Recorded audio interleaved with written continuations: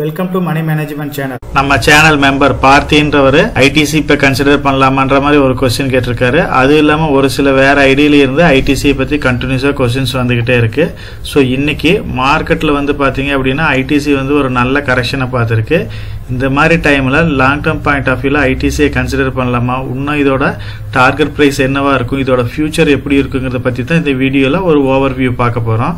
First வந்து பாத்தீங்க அப்படின்னா நம்ம ஆல்ரெடி வந்து ஐடிசி ஸ்டாக்கை பத்தி டீடைலாவே டிஸ்கஸ் பண்ணியிருக்கிறோம். நம்ம வந்து ஒரு லாங் டேர்ம் போர்ட்ஃபோலியோ ஒன்று பில்ட் பண்றோம் அப்படின்னா அதுல டெஃபினட்டா வந்து ஐடிசி ஸ்டாக் பார்ட்டிசிபேட் பண்ணணும் அப்படிங்கறத வந்து நம்ம தெளிவா சொல்லியிருக்கிறோம். நம்மளும் இந்த சீரீஸ்ல பாத்தீங்க அப்படின்னா ஐடிசி ஸ்டாக்கை கன்சிடர் பண்ணியிருக்கிறோம். இப்போ ரீசெண்டா மார்க்கெட்ல வந்து ஐடிசி ஸ்டாக் வந்து நல்ல ஒரு கரெக்ஷனை பார்த்துட்டு இருக்கு. இதுக்கு மெயினான ரீசன் பாத்தீங்க அப்படின்னா பிரிட்டிஷ் அமெரிக்கன் டொபாக்கோ, அதாவது இந்த ஐடிசியோட பேரண்ட் கம்பெனி வந்து கொஞ்சம் கடன்ல இருக்கு. அவங்களோட ஹோல்டிங்ஸை வந்து கொஞ்சம் குறைக்கிறதுக்கு ட்ரை பண்ணிட்டு இருக்காங்க. பேரண்ட் கம்பெனில இருக்கிற லாஸுக்கு வந்து இங்க ஹோல்டிங்ஸ்ல இருக்கிற ஸ்டாக்கை கொஞ்சம் செல் பண்ணி அதை ஈடுகட்டலாம்னு பாக்குறாங்க. ஸோ அதனாலதான் வந்து ஒரு மார்க்கெட்ல ஒரு ப்ரெஷரோட இந்த ஸ்டாக் வந்து ட்ரேட் ஆயிட்டு இருக்கு. பேட்டா பொறுத்த வரைக்கும், அதாவது பிரிட்டிஷ் அமெரிக்கன் டொபாக்கோ பொறுத்த வரைக்கும் ஐடிசியில் வந்து 29% வந்து ஹோல்டிங்ஸ் வச்சிருக்காங்க. நியர்லி 1.5 lakhs crore பக்கமா வந்து அவங்களோட ஹோல்டிங்ஸ் இருக்கு. இதை வந்து அவங்க 25% வரைக்கும் குறைக்கலான்னு ட்ரை பண்றாங்க. நியர்லி ஒரு 4% பக்கமா செல் பண்றதுக்கு வாய்ப்பு இருக்கு. அதாவது 20,000 கோடியிலிருந்து 25,000 கோடி வரைக்கும் செல் பண்றதுக்கு வாய்ப்பு இருக்கு. 5.5 லட்சம் கோடிக்கு மேல மார்க்கெட் கேபிட்டல் இருக்கிற கம்பெனில இந்த 20,000 ஒரு பெரிய அமௌண்ட் கிடையாது. இருந்தாலுமே ஒரு செல்லிங் பிரஷர் கொஞ்சம் ஜாஸ்தியா தான் இருக்கு. நம்ம வந்து பிரிட்டிஷ் அமெரிக்கன் டொபாக்கோ கம்பெனி வந்து செல் பண்ணாங்க அப்படின்னா இந்த கம்பெனி வந்து உண்ணாமே ஃபால் ஆகும். இப்போ லாஸ்ட் ட்ரேடிங்ல கூட மேபி இதுக்கு பாசிபிலிட்டி இருக்கு அப்படின்ற மாதிரி என்டிடிவில வந்து சொல்லியிருக்காங்க. ஸோ இன்னும் எக்ஸாக்டான டேட்டா கிடைக்கல. அப்படி கிடைச்சிச்சு அப்படின்னா நம்ம சேனல்லேயே வந்து அப்டேட் பண்றேன். அது இல்லாம ரீசெண்டா வந்த ரிசல்ட்ஸை பொறுத்த வரைக்கும் பாத்தீங்க அப்படின்னா இவங்களுக்கு அந்த அளவுக்கு அட்ராக்டிவான ரிசல்ட்ஸ் இல்லை. அதாவது டொபாக்கோ பிசினஸை பொறுத்த வரைக்கும் இவங்க எக்ஸ்பெக்ட் பண்ண அளவுக்கு சேல்ஸ் குரோத் இல்லை. அதாவது வால்யூம்ஸ் வந்து ஜாஸ்தி ஆகல. இவங்க பிரைஸ் ஹைக்ல மட்டும்தான் வந்து ப்ராஃபிட் ஏர்ன் பண்ணியிருக்காங்க. இவங்க இந்த பிசினஸ் மட்டும் இல்லாம எஃப்எம்சிஜி மற்றும் அதர் பிசினஸ்லயும் பாத்தீங்க அப்படின்னா வால்யூம் குரோத் இல்லாம வெறும் பிரைஸ் ஹைக்ல தான் பெனிஃபிட் காமிச்சதுனால இந்த மார்க்கெட் வந்து இதை லைக் பண்ணாதனால இதோட பிரைஸ் ஹைக் வந்து கொஞ்சம் ரெடியூஸ் ஆயிருக்கு. அது இல்லாம மார்க்கெட்லயும் கொஞ்சம் கரெக்ஷன் ஆயிட்டு இருக்கு. இப்ப ரீசெண்டா வந்து பாத்தீங்க அப்படின்னா இந்த ஸ்டாக்குக்கு வந்து டிவிடெண்ட் கொடுத்தாங்க. அந்த டிவிடெண்ட் எக்ஸ்டேட் வந்து இப்ப கம்ப்ளீட் ஆச்சு. அதனால பாத்தீங்க அப்படின்னால இந்த ஸ்டாக் வந்து எப்பயுமே டிவிடெண்ட் அனௌன்ஸ் பண்ணா அந்த ரேட் வந்து கொஞ்சம் அட்ஜஸ்ட் ஆகும். அந்த வகையிலேயே வந்து ஐடிசி ஸ்டாக் வந்து கரெக்ஷன் ஆயிருக்கு. ஐடிசி ஸ்டாக் வந்து மெயினா கரெக்ஷன் ஆகிறதுக்கு இந்த 4 பாயிண்ட் தான் முக்கியம். ஃபர்ஸ்ட் வந்து பேட்டர்ன், அதுக்கப்புறம் ரிசல்ட்ஸ், அதுக்கப்புறம் வந்து பாத்தீங்க அப்படின்னா அவங்களோட சேல்ஸ், அதுக்கப்புறம் வந்து இந்த டிவைடட் ரேட் அட்ஜஸ்ட்மெண்ட். இந்த 4 ரீசன்னால பாத்தீங்க அப்படின்னா ஐடிசி ஸ்டாக் வந்து இப்ப ஃபாலோ ஆயிட்டு இருக்கு. 6 மந்த்துக்கு முன்னாடி பாத்தீங்க அப்படின்னா ஐடிசி ஸ்டாக் வந்து 6 trillion வந்து கிராஸ் பண்ணிருச்சு மார்க்கெட் கேபிட்டல் வைஸ். அதுக்கப்புறம் மார்க்கெட்ல வந்து பாத்தீங்க அப்படின்னா அந்த டைம்ல வந்து 500 ரூபாய்க்கு பக்கமா அந்த ஸ்டாக் ட்ரேட் ஆயிட்டு இருந்துச்சு. அதுக்கப்புறம் ஒரு சில ரீசன்னால இந்த ஸ்டாக் வந்து கொஞ்சம் கரெக்ஷன் ஆயிட்டே இருக்கு. 6 trillion ரீச் பண்ண கம்பெனில இது ஒரு கம்பெனியா லிஸ்ட் ஆச்சு. Reliance, TCS, HDFC, ICICI, Hindustan Unilever, Infosys, அதுக்கப்புறம் ஒரு பெரிய கம்பெனி ஐடிசி கம்பெனி மாறிச்சு. அதுக்கப்புறம் கண்டினியூஸா வந்த செல்லிங் பிரஷரால வந்து பாத்தீங்க அப்படின்னா இந்த ஸ்டாக்கோட மார்க்கெட் கேபிட்டலும் இப்ப கொஞ்சம் குறைஞ்சுதான் இருக்கு. பாத்தீங்க அப்படின்னா 6 trillion இல்லாம அதுக்கு கீழே கம்மியா தான் வந்து மார்க்கெட் கேபிட்டல் இருக்கிற கம்பெனியா மாறி இருக்கு. இப்ப ஐடிசி ஸ்டாக்கை பொறுத்த வரைக்கும் இவங்களோட ஸ்பில்ட் அப் பார்த்தாவே நமக்கு கம்ப்ளீட்டா புரியும். எஃப்எம்சிஜில வந்து ஒரு 72% ஹோல்டிங்ஸ் வச்சிருக்காங்க. அந்த 72% பாத்தீங்க அப்படின்னா சிகரெட் பிசினஸ் மட்டும் வந்து ஒரு 50% பக்கமா இருக்கு. மீதி வந்து பாத்தீங்க அப்படின்னா ப்ராடக்ட்ல வந்து ஒரு 20% இருக்கு. அதர்ஸ்ல வந்து ஒரு 6% இருக்கு. பேப்பர் கோடிங் அண்ட் பேப்பர் பேக்கேஜிங்ல வந்து ஒரு 8% இருக்கு. ஹோட்டல்ல பொறுத்த வரைக்கும் ஒரு 4% இருக்கு. ஐடி கம்பெனிஸ்ல வந்து ஒரு 4% இருக்கு. அக்ரி பிசினஸ் பொறுத்த வரைக்கும் ஒரு 3% இருக்கு. அதே மாதிரி அக்ரி ப்ராடக்ட்ல ஒரு 10% இருக்கு. சிகரெட் பிசினஸ் தான் மெயின் பிசினஸா இருக்கு. ஸோ சிகரெட்ல ஒரு நல்ல ரெவென்யூ கிடைச்சிச்சு அப்படின்னா இந்த கம்பெனியோட growth வந்து ரொம்ப இம்ப்ரூவ் ஆகும். அதே மாதிரி இந்த பிசினஸ் வந்து ஃபால் ஆச்சு அப்படின்னா ஐடிசி ஷேர்ல வந்து ஒரு பெரிய ஃபாலோ பார்க்கும். ஸோ டொபாக்கோ பிசினஸ் அந்த அளவுக்கு அட்ராக்டிவான ரிசல்ட்ஸ் கொடுக்காதனால தான் இப்போ இந்த ஸ்டாக் வந்து கண்டினியூஸா கொஞ்சம் ஃபால் ஆயிட்டு இருக்கு. அது இல்லாம பாத்தீங்க அப்படின்னா மார்க்கெட்ல வந்து இப்போ ஐடிசில இருந்து ஒரு டிமெர்ஜர் நடக்கிற மாதிரி இருக்கு. ஐடிசியை பொறுத்த வரைக்கும் அவங்க நிறைய பிசினஸ் ரன் பண்ணிட்டு இருக்காங்க. ஐடிசில இருந்து ஐடிசி ஹோட்டல் வந்து கூடிய சீக்கிரம் டிமெர்ஜ் ஆகும் அப்படின்ற மாதிரி அனௌன்ஸ்மெண்ட் கொடுத்தாங்க. அதை மார்க்கெட் வந்து லைக் பண்ணல. எதனால அப்படின்னு பாத்தீங்கன்னா 40-60 அந்த ரேஷியோல வந்து இந்த ஸ்பிளிட் அப் நடக்கும் அப்படின்ற மாதிரி சொன்னாங்க. 40 அப்படின்னா ஐடிசி வந்து ஹோல்ட் பண்ணிக்குவாங்க. ரிமைனிங் இருக்கிற 60% தான் வந்து ஷேர் ஹோல்டருக்கு பிரிச்சு கொடுக்குற மாதிரி சொன்னாங்க. இந்த கம்பெனியை பொறுத்த வரைக்கும் இதோட ஷேர் ஹோல்டிங்கை பாத்தீங்க அப்படின்னா 44% வந்து எஃப்ஐ8 தான் இருக்கு. டி8 வந்து ஒரு 42% இருக்கு. பப்ளிக் கிட்ட வந்து ஒரு 15% இருக்கு. அதர்ஸ் வந்து ஒரு 1% இருக்கு. மார்க்கெட்டை பொறுத்த வரைக்கும் எஃப்ஐ இதை லைக் பண்ணாதனால கண்டினியூஸாக செல் பண்ணாங்க. அதேயும் இல்லாமல் பேட்டு வந்து கொஞ்சம் செல்லிங் ப்ரெஷர் வருங்கிறதுனால ஒரு ஸ்டாக் மேலே ஒரு சின்ன ஃபியர் இருந்துகிட்டே இருக்குது. அதனால தான் வந்து ரேட் வந்து கண்டினியூஸாக ஃபால் ஆகிட்டே இருக்குது. இந்த ஹோட்டல் டீமர்ஜர் வந்து இன்னைக்கு கூடிய சீக்கிரம் கம்ப்ளீட் ஆகிறதுக்கு நிறைய வாய்ப்பு இருக்குது. ஸோ இவங்க வந்து டொபாக்கோ பிஸ்னஸில் வர்ற ப்ராஃபிட்டை வந்து அதர் பிஸ்னஸில் வந்து இன்வெஸ்ட் பண்ணிட்டு இருக்கிறாங்க. அதர் பிஸ்னஸை பார்த்தீங்க அப்படின்னா இவங்களுக்கு மோர் காம்படிஷனாக இருக்குது. இதில் கண்டினியூஸாக வந்து இவங்க வந்து ப்ராஃபிட் ரைஸ் பண்ண வேண்டியது இருக்குது. ப்ராடக்ட் எல்லாமே அப்கிரேட் பண்ண வேண்டியது இருக்குது. நிறைய நியூ இன்வெஸ்ட்மெண்ட் தேவைப்படுது. நம்பர் ஆஃப் பிசினஸ் ஹேண்டில் பண்றதுனால இவங்களுக்கு அமௌண்ட் வந்து கொஞ்சம் ஜாஸ்தியா தேவைப்படுது. அது எல்லாமே வந்து இவங்க வந்து டொபாக்கோ பிசினஸ் ஈடுகட்டிடுது. ஸோ இது எல்லாமே பண்ணனால ஐடிசி வந்து ஒரு கேஷ் ரிச் கம்பெனியா தான் இருக்கு. அதனால தான் இவங்க வந்து டிவிடெண்ட் இந்த மாதிரி இதெல்லாம் வந்து கிளியரா இவங்க கொடுக்க முடியுது.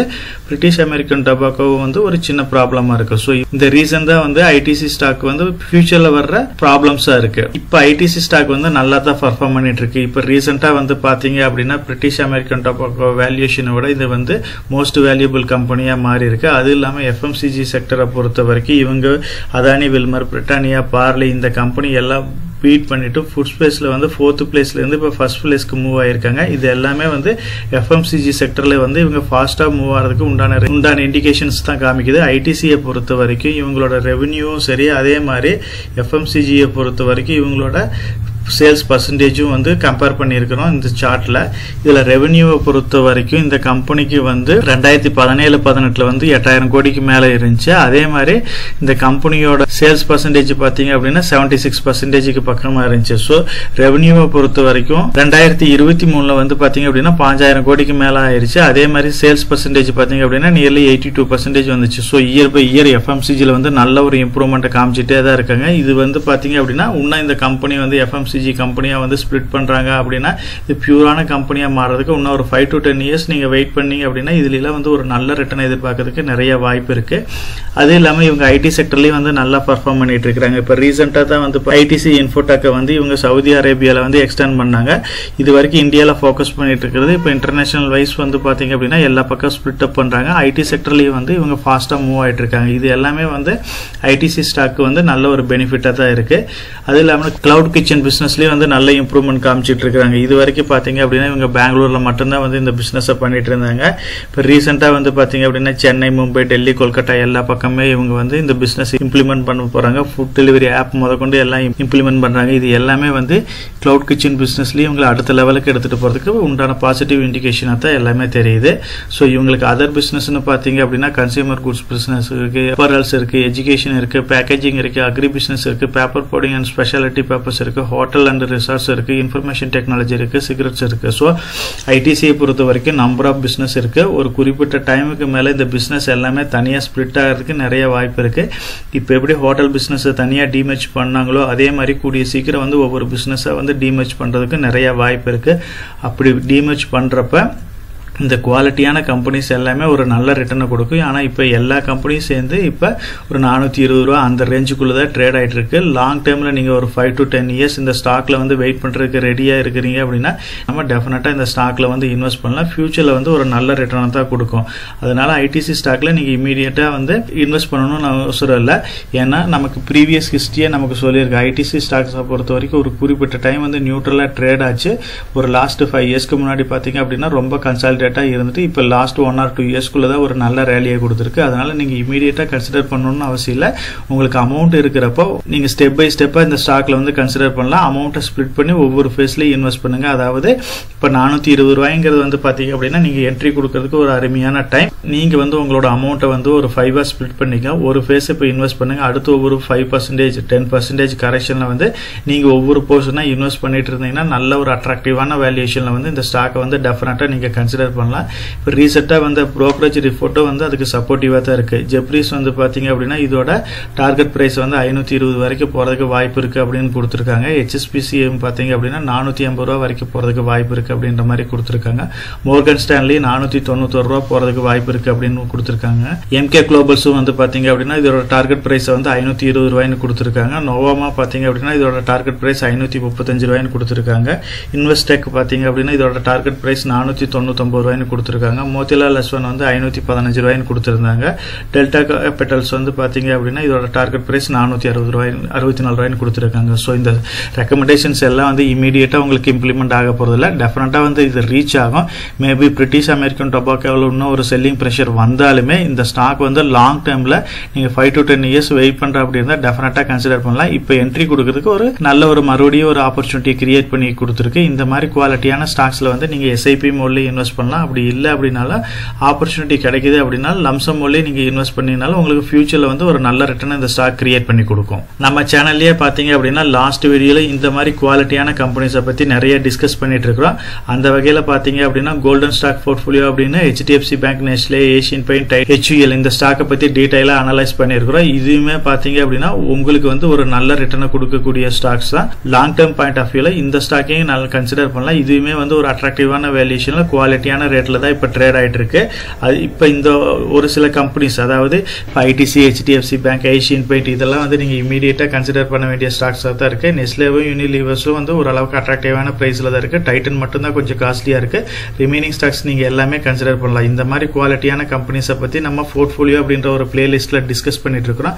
நீங்க வந்து ஒரு லாங் டேர்ம் போர்ட்ஃபோலியோ பில்ட் பண்ணணும், போர்ட்ஃபோலியோல எவ்வளவு ஸ்டாக்ஸ் இருக்கணும், ஒரு 1 crore டார்கெட்டா வச்சுக்கிட்டீங்கன்னா அதுல எவ்வளவு கம்பெனிஸ் இருக்கணும், அந்த கம்பெனியை செலக்ட் பண்றதுக்கு முன்னாடி என்னென்ன பேராமீட்டர்ஸ் எல்லாம் செக் பண்ணணும், ஒரு போர்ட்ஃபோலியோல ஒரு ஸ்டாக்ல எவ்வளவு இன்வெஸ்ட் பண்ணணும், இதை பத்தி நம்ம டீடைலாவே அனலைஸ் பண்ணிட்டு இருக்கோம். இந்த போர்ட்ஃபோலியோ பிளேலிஸ்ட்டை ரெஃபர் பண்ணீங்க அப்படின்னா உங்களுக்கு வந்து ஃபியூச்சர்ல வந்து உங்களோட போர்ட்ஃபோலியோவை ஹெல்த்தியா பில்ட் பண்றதுக்கு எல்லா வகையிலையும் சப்போர்ட்டிவா இருக்கும். நம்ம சேனல் மெம்பர் கம்யூனிட்டியில போர்ட்ஃபோலியோ அப்டேட், அதாவது என்னோட போர்ட்ஃபோலியோல என்ன ஸ்டாக் பை பண்றேன், என்ன ஸ்டாக் செல் பண்றேன், என்னென்ன சேஞ்சஸ் பண்ணிட்டு இருக்கேன், இதை பத்தி இன்ஃபர்மேஷன்ஸ் வந்து ஷேர் பண்ணிட்டு இருக்கேன். டெய்லி மார்க்கெட் அப்டேட் வந்து முடிஞ்ச வரைக்கும் போஸ்ட் பண்ணிட்டு இருக்கிறேன். கார்பரேட்ல என்னென்ன ஈவென்ட் இருக்கு, நம்மளோட இந்திய எக்கனாமியை பத்தி ஒரு சில யூஸ்ஃபுல்லான இன்ஃபர்மேஷன்ஸ் எல்லாமே ஷேர் பண்ணிட்டு இருக்கோம். மெம்பர் கம்யூனிட்டியில ஜாயின் பண்ணி இதை ரெகுலரா ஃபாலோ பண்ணீங்க அப்படின்னா உங்களுக்கு நாலேஜ் இம்ப்ரூவ் ஆகிறது மட்டும் இல்லாம உங்களோட போர்ட்ஃபோலியோவை ஹெல்த்தியா பில்ட் பண்றதுக்கு எல்லா வகையிலையும் சப்போர்ட்டிவா இருக்கும். இப்ப டிஸ்கஸ் பண்ண இன்ஃபர்மேஷன் எல்லாம் உங்களுக்கு யூஸ்ஃபுல்லா இருக்கும்னு நினைக்கிறேன். இந்த வீடியோ உங்களுக்கு யூஸ்ஃபுல்லா இருந்துச்சு அப்படின்னா நம்ம சேனலை வந்து சப்ஸ்கிரைப் பண்ணுங்க, நம்ம வீடியோவை லைக் பண்ணுங்க, ஷேர் பண்ணுங்க. கமெண்ட் செக்ஷன் ஓப்பன்ல தான் இருக்கு. சோ இந்த வீடியோ பத்தி உங்களோட ஒப்பீனியன் என்ன, இதுல என்னென்ன டவுட்ஸ் இருக்கு அப்படின்னு நீங்க கமெண்ட் செக்ஷன்ல போஸ்ட் பண்ணீங்க அப்படின்னா உங்களுக்கு மட்டும் இல்லாம நம்ம வியூவர்ஸ் எல்லாத்துக்குமே நல்ல ஒரு சப்போர்ட்டிவா இருக்கும். நான் ஒரு செபி ரிஜிஸ்டர்ட் அட்வைசர் கிடையாதுங்க. நம்ம சேனல்ல போடுற வீடியோக்கள் எல்லாமே வந்து பாத்தீங்கன்னா எஜுகேஷனல் ஆர் இன்ஃபர்மேஷன் பர்பஸ்க்கோசரம் போஸ்ட் பண்ற வீடியோக்கள் தாங்க. இன்வெஸ்ட்மெண்ட்னா கண்டிப்பா ரிஸ்க் இருக்கும். அதனால நீங்க உங்க பினான்சியல் அட்வைசர் டிஸ்கஸ் பண்ணியோ இல்ல நீங்களா ஓன் டிசிஷன் எடுத்தோ இன்வெஸ்ட் பண்ணுங்க.